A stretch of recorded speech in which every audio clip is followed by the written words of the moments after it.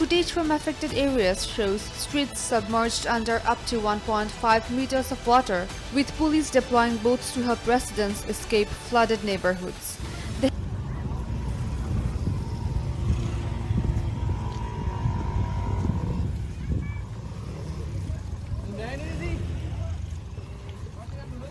1.6 meters. That's how deep the water got. Not in some remote village no one has ever heard of. In a city of 10 million people, in the capital of the world's fourth most populous nation, in East Jakarta, the place where people live, work, take their kids to school. 1.6 meters of floodwater, and it happened in hours. By the end of this video, you're going to understand something that most news reports aren't telling you about what happened in Indonesia this week. And once you understand it, you can't unsee it. March 7th, 2026. A Friday. The monsoon season is winding down, or at least that's what people thought. Then the rain came, heavy, relentless. The kind of rain that doesn't just fill gutters, it fills streets, it fills living rooms, it turns the first floor of apartment buildings into swimming pools. By the time Indonesia's National Disaster Management Agency, the BNPB, was activated, Jakarta was already underwater in 105 residential areas.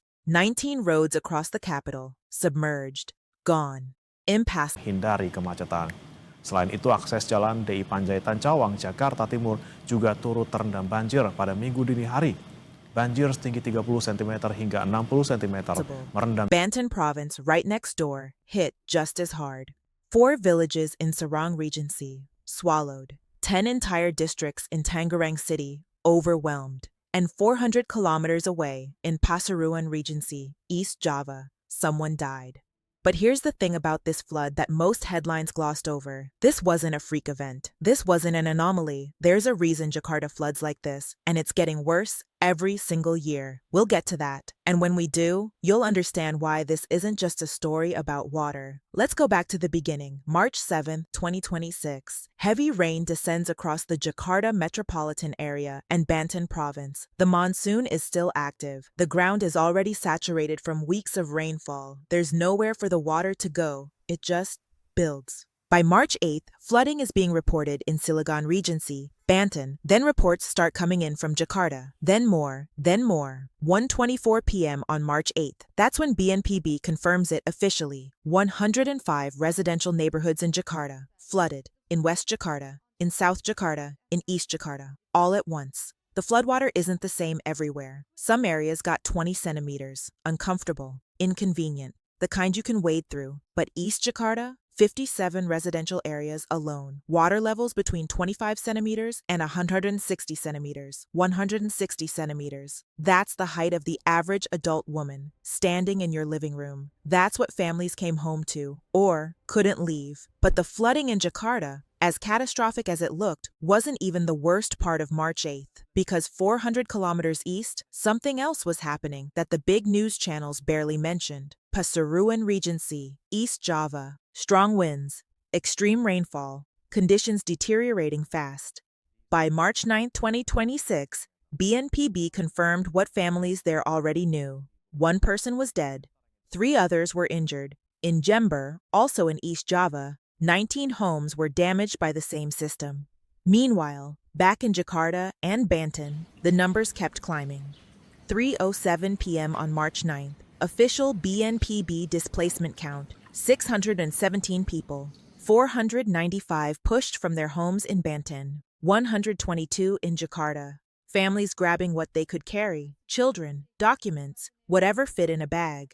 Then March 10th arrives. The rain has eased in some areas, but 439 people are still displaced, still waiting, still living in whatever emergency shelter they could find, or in relatives' homes if they were lucky enough to have any nearby. 439 people, 3 days after the rain started, still not home. 617 families displaced. Let's sit with that number for a second. That's not a statistic. That's 617 families who woke up one morning and, by nightfall, had no floor to stand on. Literally, their floors were underwater. But here's what that number actually means in the larger story of Jakarta, and why experts say the real danger hasn't even arrived yet. Abdul Mahari speaks carefully. He has to. As the head of data, information, and disaster communication at BNPB, Indonesia's National Disaster Management Agency. He deals in numbers, official counts, verified reports. He doesn't exaggerate, but even he couldn't strip the weight out of this statement. In East Jakarta, 57 residential areas were affected, with water levels ranging from 25 centimeters to 160 centimeters. 25 to 160 centimeters. In one district, in one city, in 1 week. Think about what that range actually means. 25 centimeters, your ankles, wet shoes, ruined floors, fixable. 160 centimeters, your chest, your face if you're a child.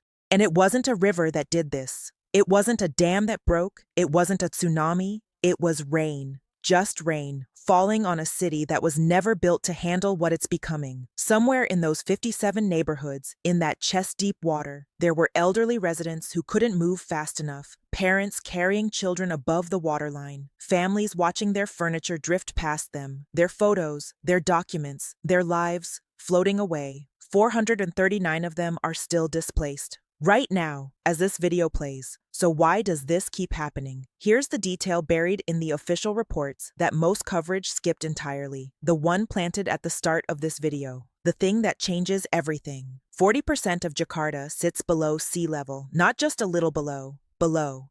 The city was built on swampy, low-lying coastal land, and for decades, groundwater has been pumped from beneath it to supply a city that grew faster than anyone planned for.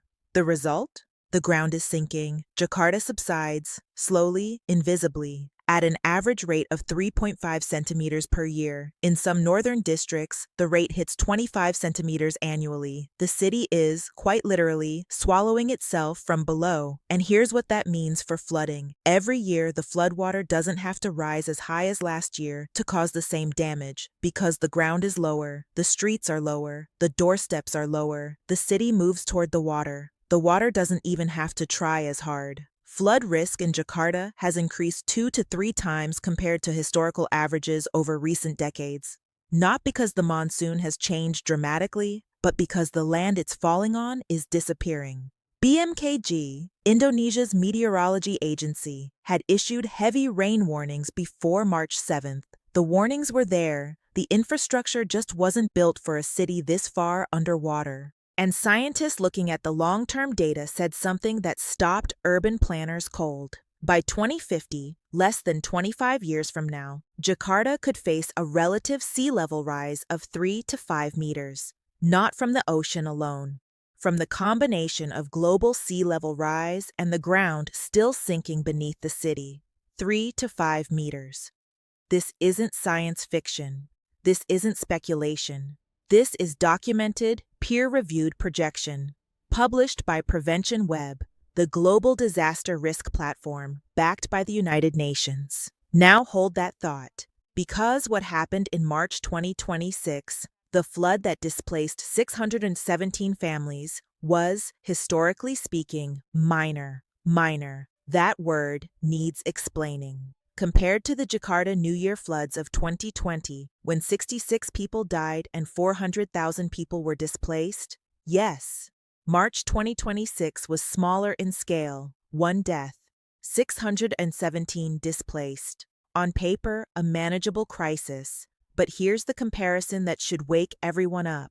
The 2020 floods were called one of the worst Jakarta flood disasters in modern memory. The world reacted. International coverage ran for days. The March 2026 flood, 1 dead, 617 displaced, 105 neighborhoods underwater, barely made the international wire services.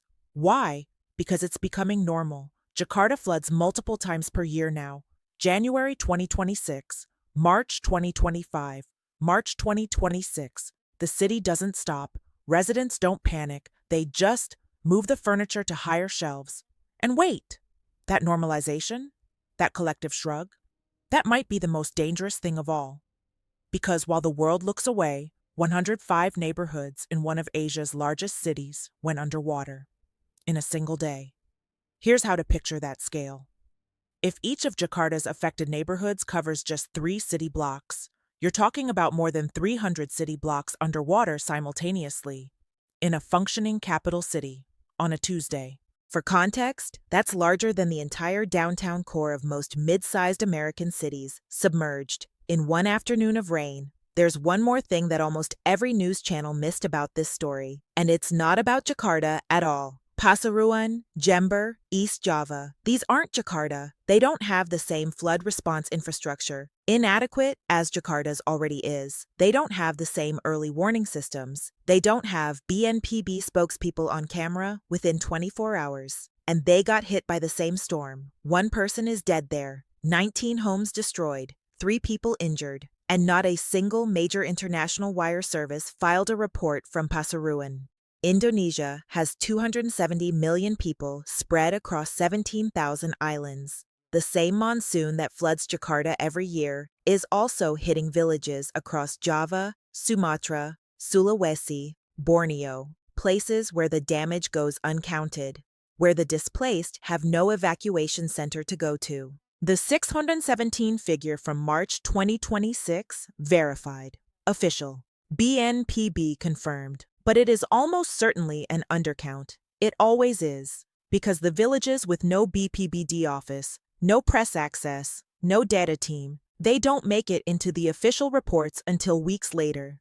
If at all, the rainy season in Indonesia ends in April 2026, weeks away.